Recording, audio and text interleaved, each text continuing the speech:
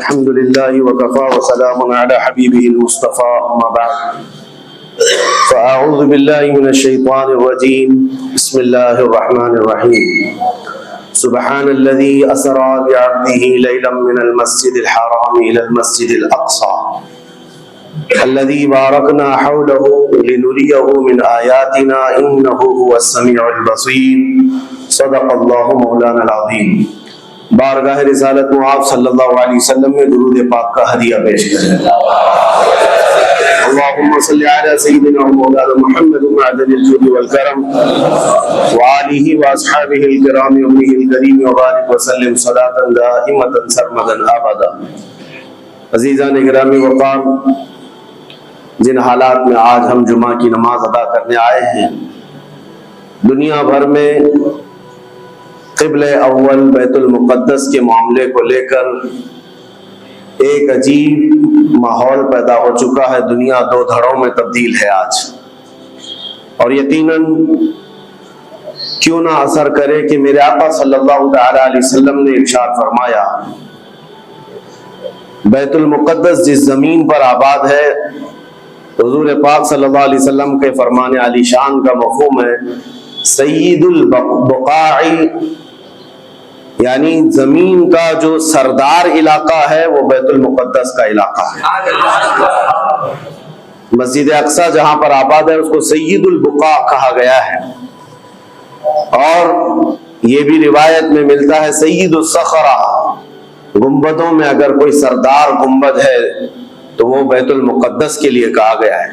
اور قرآن نے یہ فرمایا الذی بارکنا حولہ، مسجد اقصی کے متعلق فرماتا ہے رب تعالیٰ کہ وہ مسجد اقصی جس کے ارد گرد ہم نے برکتیں رکھی، لنریہ من آیاتنا، تاکہ ہم اپنی نشانیاں انہیں دکھائیں.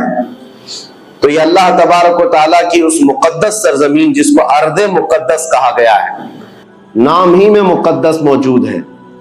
اور یہ آج سے نہیں بلکہ روایت میں ہے خانہ کعبہ کی تعمیر کے فوراً بعد حضرت ابراہیم علیہ السلام نے بیت المقدس کی تعمیر فرمائی، اور ہزاروں انبیاء اکرام علیہ السلام کا وہ قبلہ رہا، اور وہ ان کی مرکز عبادت بھی رہا.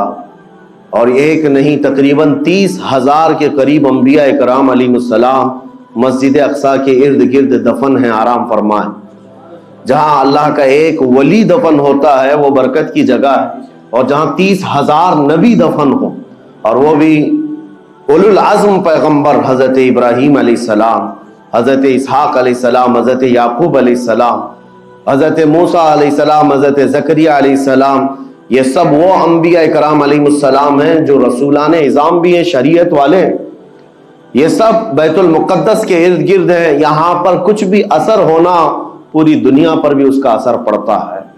اور آج ہم دیکھ رہے ہیں جو حالات پوری دنیا میں پیدا ہوئے ہیں، اور چاہے وہ یورپ ہو کہ امریکہ ہو، افریقہ ہو کہ رشیا ہو، عرب ممالک ہو کہ ہند ہو، ان سب کو کچھ نہ کچھ کہنے کی آج ضرورت پیش آ رہی ہے. کیوں؟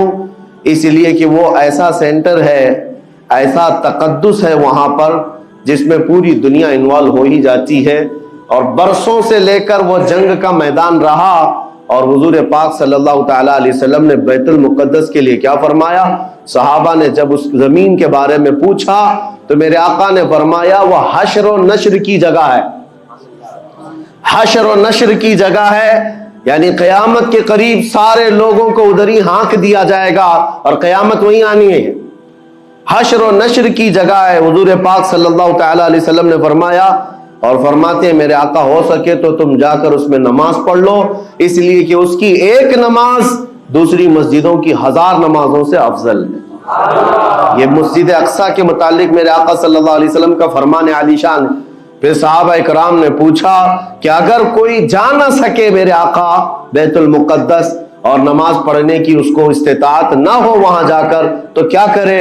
حضور اکرم صلی اللہ علیہ وسلم نے فرمایا کم از کم تیل کا ہدیہ تو بھیج دے تاکہ وہاں چراغ جلانے کے کام آئے.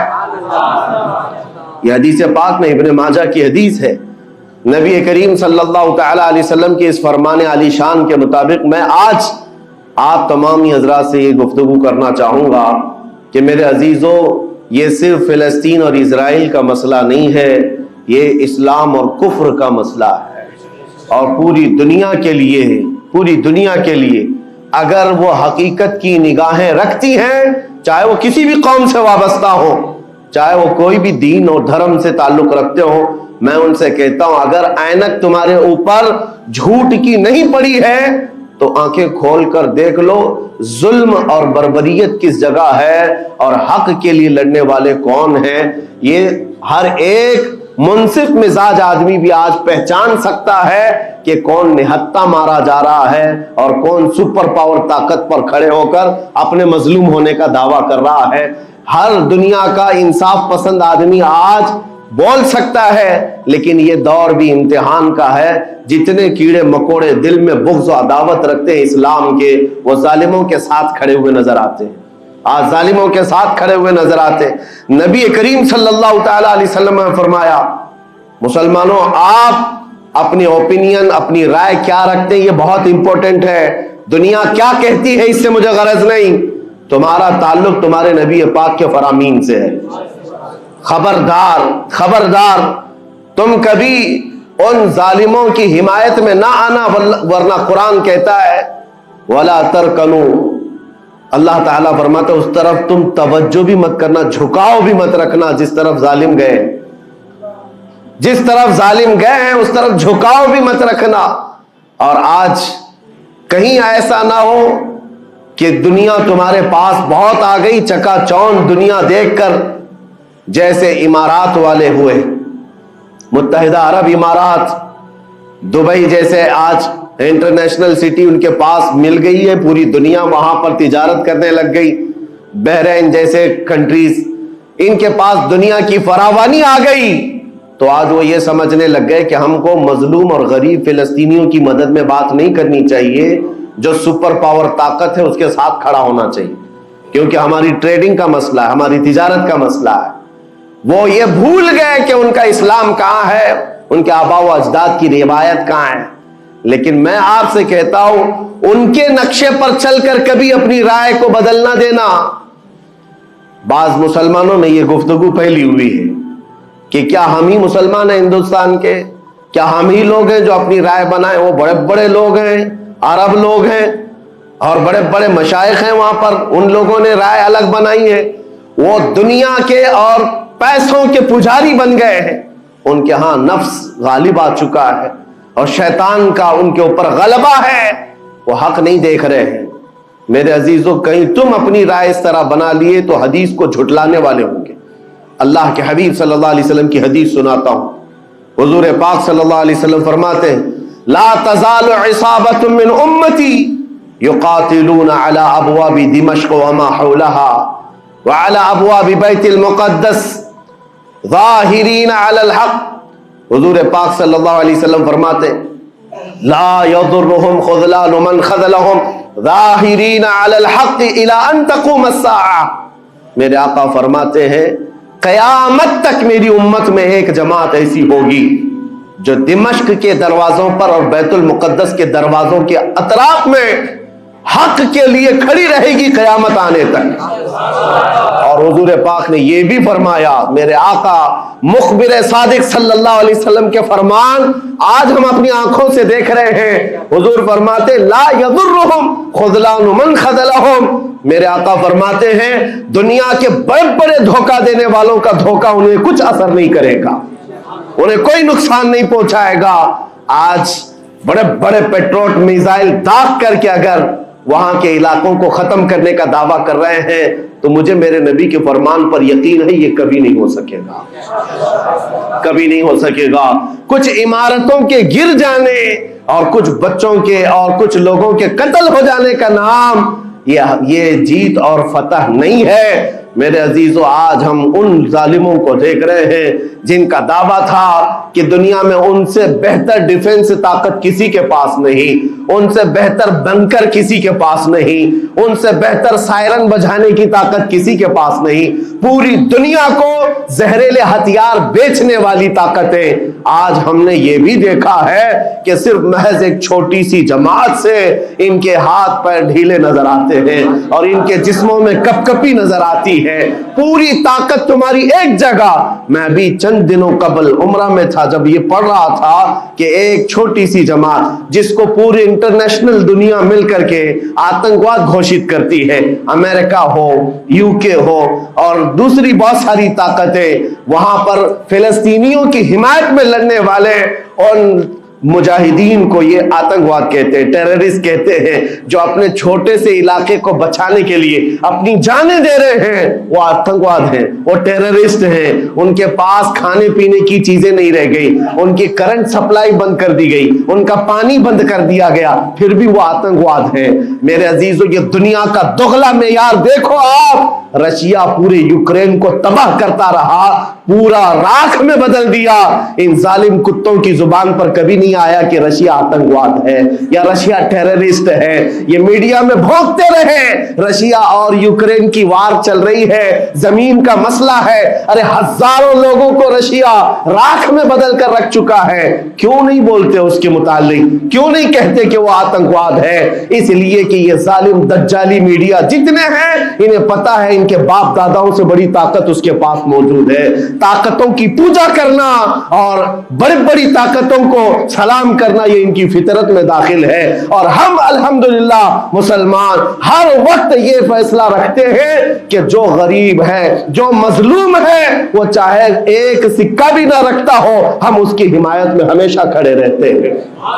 ये इस्लाम की खासियत है। हम ताकत और कुव्वत और तख्त को देखकर किसी की हिमायत में नहीं खड़े होते, बल्कि हक और बातिल को देखकर अगर मजलूम छोटी सी जगह पर भी है तो हम उसके साथ खड़े हैं। इस्लाम में हो या ना हो, अगर वो मजलूम है तो उसकी आवाज हम उठाते हैं। अजीजान गिरामी वक़ार, जिसको अपनी ताकतों पर खूब भरोसा था, मैं एक बात अर्ज करता हूं, मुसलमानों आज जागने की जरूरत है, बेदारी की जरूरत है। तुम्हारे दिमागों पर यह पट्टी डाली गई है और यह बिठाया गया है, उनके पास बहुत बड़ी बड़ी ताकतें, तुम्हारे इधर उधर करने से कुछ नहीं होता, तुम्हारी आवाज उठाने से कुछ नहीं होता। रब तबारक व तआला ने तुम्हें यह जाहिर कर दिया कि मैं अभी पढ़ रहा था, उस छोटे से इलाके में गजा पट्टी में बड़ी बड़ी दुनिया की 4 तंजीमें, खुफिया खबर रसा एजेंसियां मौजूद हैं, जो उनकी खुफिया खबरें हर वक्त पहुंचाती हैं। वो इजराइल की भी है, अमेरिका की भी है और सऊदी अरब की भी है और इजिप्ट की भी है। 4 बड़े बड़ी कंट्रीज की खुफिया एजेंसियां काम कर रही हैं और सबकी सब खुफिया खबर रसा एजेंसियां फेल हो गई, नाकाम हो गई। उसके बावजूद इजराइल के दरिंदों को यह वहशतनाक चीज देखनी पड़ी। दुनिया आज इसमें हैरत में है कि ऐसा कैसे हो गया, ऐसा कैसे फेल हो गया, ये सिस्टम कैसे काम नहीं कर सका, हमें पहले से इत्तिला कैसे नहीं मिली। मैं कुरान पढ़ करके बताता हूं, मेरा रब फरमाता है वमकरू वमकर अल्लाह वल्लाहु खैरुल माकिरीन। काफिर मंसूबा बनाते हैं और अल्लाह खुफिया तदबीर करता है और अल्लाह की खुफिया तदबीर गालिब आती है।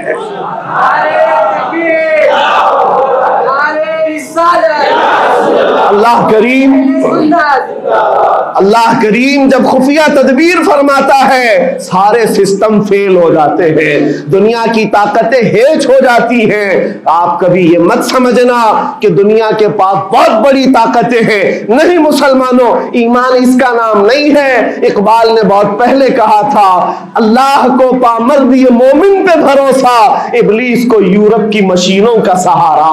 उनके पास यूरोप की मशीनों का सहारा है, लेकिन मुसलमान को अपने रब की ताकत पर भरोसा है। मेरा रब गालिब हिकमत वाला है और वो कुदरत वाला है। जिस वक्त रब ताला चाहे, क्या आपने तारीख नहीं पढ़ी, वो अगर अपने नबी की हिफाजत करना चाहे तो मकड़ी के जाल से हिफाजत करता है, कबूतरी के अंडों से हिफाजत करता है। वो अपने हबीब की हिफाजत करना चाहे और किसी नबी की हिफाजत करता है, मछली के पेट में रख करके यूनुस की हिफाजत कर रहा है और इब्राहिम अलैहिस्सलाम को आग में डाल करके भी उस तपिश से बचा بچا رہا ہے، اور اسماعیل علیہ السلام کی گردن پر چھری چل رہی ہے، پھر بھی اس چھری سے بچانے والا مولا کون ہے؟ اور سمندر میں اتر جانے کے بعد موسیٰ علیہ السلام کی بڑی فوج کو راستے دینے والا مولا کون ہے؟ آپ جانتے ہیں ابراہیم علیہ السلام کو آگ سے بچانے والا، یونس علیہ السلام کو مچھلی کے پیٹ میں زندہ رکھنے والا، موسیٰ علیہ السلام کو سمندروں میں راستہ دینے والا وہی خدا ہے جو اپنے حبیب کو کفار مکہ کے ہر ظلم سے بچانے والا، ان کے رات کے منصوبوں کو خاک میں ملانے والا، میرے حبیب کو ان کافروں کے سامنے سے ایسے گزارنے والا کہ وہ کافروں کی آنکھیں ہمیشہ کے لیے اندھی ہو کر رہ جائیں۔ وہ مولا کل بھی تھا، آج بھی ہے اور ہمیشہ رہے گا۔ وہ اللہ حی و قیوم ہے، اس کی ذات پر توکل رکھو، یقین رکھو۔ آج دنیا کے ان حالات کو دیکھ کر مسلمانوں کا ایمان اور مضبوط ہو جائے، اور مضبوط ہو جائے۔ آپ یہ سوچتے ہوں گے ہمیں کیا کرنا چاہیے، ہم یہاں بیٹھ کر کیا کریں؟ میں تو اس بات کو کہوں گا آپ واٹس ایپ جہاد میں مصروف نہ رہیں، ادھر کی ادھر چیزیں شیئر کرتے ہوئے گھر میں بیٹھ کر کے رات بھر اپنی مرغن غذاؤں میں اور بستروں پر سوتے رہے نہیں۔ اگر تمہارا دل روتا ہے کسی ایک بچے کی آہ پر تم پہنچ تو نہیں سکتے، لیکن کسی غریب کی ایک درد پر تمہارا دل روتا ہے، اللہ کی بارگاہ میں وہ بھی لکھا جاتا ہے، وہ بھی لکھا جاتا ہے اور تم کو ان کے شریکوں میں شمار کیا جاتا ہے۔ تم اگر رقت کے ساتھ بیٹھ کر کے دعا کرتے ہو، سوچو آج آپ اپنے گھر میں ہیں، تمہارا بیٹا نکلا، جوان بیٹا نکلا، اس کی خبر آئی کہ اچانک اس کی لاش کہیں تڑپتی ہوئی نظر آئی، جیسے خبر سنو گے تمہارا کھانا پینا حرام ہو جاتا ہے، تمہارے گھر بار کا چین و سکون غارت ہو جاتا ہے۔ کیا ہوتا ہے جب اپنا ایک جوان بیٹا کہیں کسی حادثے میں انتقال ہونے کی خبر بھی آ جائے، بے چینی اور گھر میں کوہرام مچ جاتا ہے۔ یہ چیز کیوں ہوتی ہے؟ کیونکہ تمہارا تعلق ہے، جسمانی بھی روحانی بھی تعلق ہے اپنے بیٹے سے۔ اور میرے آقا نے فرمایا مثل المؤمن کمثل جسد اذا اشتكى عضو تداعى له سائر الجسد بالسهر والحمى۔ میرے آقا فرماتے ہیں پورے مومن جتنے بھی دنیا میں ہیں سارے مومنین ایک جسم کی طرح، میرے آقا فرماتے ہیں ایک جسم کی طرح ہیں، اگر ایک عضو کو تکلیف ہو تو پورے جسم میں بخار آ جاتا ہے، ایک عضو کو تکلیف ہو تو پورے جسم میں بخار آتا ہے۔ آج تمہاری کیفیت یہ ہونی چاہیے جس وقت ان حالات کو دیکھو تمہارا دل روئے، تمہاری بے قراری بڑھ جائے، تمہاری بے چینی بڑھ جائے، اور بارگاہ رب العزت میں گڑ گڑاؤ کہ مولا اگر ہمارے برے اعمال کی وجہ سے، ہمارے گناہوں کی وجہ سے ہمارے بھائیوں پر اگر یہ آفت آئی ہے تو میں توبہ کرتا ہوں، میں باز آتا ہوں مولا، میں اپنی حرکتوں سے توبہ کرتا ہوں۔ آج تمہیں پتا ہے یہ آج کا حادثہ نہیں، اس دنیا کو میں جتنا کوسوں کم ہے جو دغلی پالیسی رکھتے ہیں، جو ڈبل سٹینڈ رکھتے ہیں، ان کو جتنا بولوں کم ہے، میں ڈرتا نہیں ہوں اس بات پر، لیکن آج دل بھرا ہوا ہے ان مظلوموں کی آواز کو سن سن کر کے، جن کے گھروں پر رات بھر بمباری ہوتی ہے، جن کے شہر کا پورا بادل پٹاخوں سے نہیں میزائلوں سے روشن دکھتا ہے۔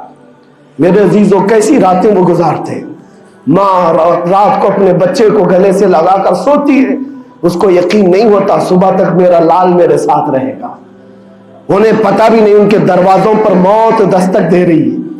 5000 سے زیادہ راکٹ داغ کر کے ابھی بھی ختم نہیں کیا گیا، اور ظلم اتنا ہونے کے بعد حیرت ہوتی ہے اس دگلی دنیا پر میڈیا میں بار بار یہ کہا جاتا ہے ان آتنکیوں کا خاتمہ کیا جا رہا ہے، آتنکوادیوں کو نیست و نابود کیا جا رہا ہے، جن کی زمین پر 70 سال سے قبضہ کر کے بیٹھا ہے، دنیا اس پر کچھ نہیں بولنا چاہتی۔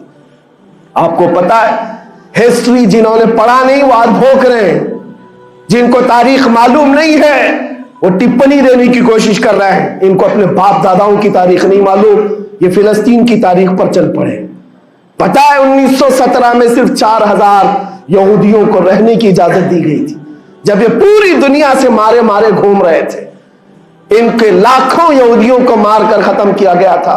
اس وقت فلسطین میں 4000 یہودیوں کو پناہ دی گئی تھی، اور یہ 4000 سے بڑھتے بڑھتے بڑھتے پوری دنیا سے ہجرت کر کے آتے رہے، 1948 में इन्होंने अपने मुल्क का ऐलान कर दिया। दुनिया को ये नहीं पता है, आज सब पता है। नक्शा देख देख करके सब शेयर कर रहे हैं। 1970 में इतना था इजराइल, 40 में इतना हो गया, फिर 67 में इतना हो गया, सब शेयर कर रहे हैं। तुम्हारी अक्ल मारी गई है जब देख रहे हो कि एक जालिम आदमी किसी के जमीन पर कब्जा करता करता करता पूरा बढ़ गया। अब जो मजलूम थे उनकी अपनी जमीन भी नहीं बाकी, उनकी हुकूमत नहीं है, उनकी एम्बेसी नहीं है, उनका कुछ नहीं, एक शहर लेकर बैठे हैं, वो भी हजम नहीं हो रहा। और मैं ये बातें खुलकर इसलिए कर रहा हूं कि मेरे अपने ओपिनियन ही नहीं है, पूरी दुनिया के अक़वाम मुत्तहिदा यूएनए ने कहा है इजराइल को 1967 में जो तुम्हारा इजराइल था वहां वापस चले जाओ। लेकिन ये दादागिरी ऐसी है कि वो किसी की नहीं मानता, ना यूएनए की, ये सब चीजें दुनिया को मालूम है, फिर भी दुनिया ये कहती है इजराइल अपने डिफेंस में काम कर रहा है, अपने डिफेंस में काम कर रहा है। एक कुत्ते की मौत होती है तो पूरी दुनिया बिलबिलाती है, और यहां रोजाना हजारों फिलिस्तीनियों को कत्ल कर देते हो। तुम कत्ल भी करते हो तो चर्चा नहीं होता, हम आह भी करते हैं तो हो जाते हैं बदनाम। ये हालात आज पैदा किए गए। मैं आप हजरात को यह बात कहना चाहूंगा, ये ईमान के मजबूत करने का वक्त आ चुका है। मेरे आका के फरमान पर यकीन करो, अल्लाह की मदद आती है और आकर रहेगी इंशाअल्लाह।